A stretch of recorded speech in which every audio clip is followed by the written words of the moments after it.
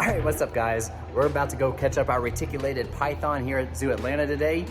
It's something we try to do maybe once or twice a year. It's kind of hard to do because she's a pretty big snake, but we're gonna see how it goes today.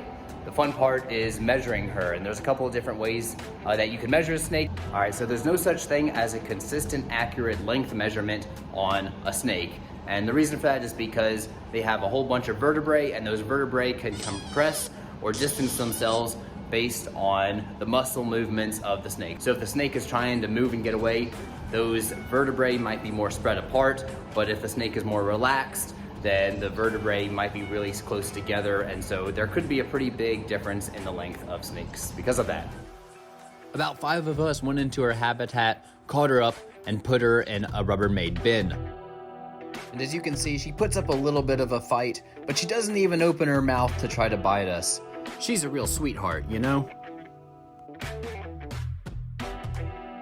We then took her over to the scale to be weighed, and would you look at that, she's about 112 pounds. Okay, so the next part is pretty interesting. We let Sawa out of the bin onto the ground underneath a photographer who will be taking a picture of her. Once we get a good picture of her, we upload the picture into a software program on the computer. We then trace her body along her spine and compare that to a known length within the picture. With just a little bit of math, we can determine the length of Sawa while she's lying on the ground. We also measured Sawa using a string, which we ran down the length of her spine while the keepers held her.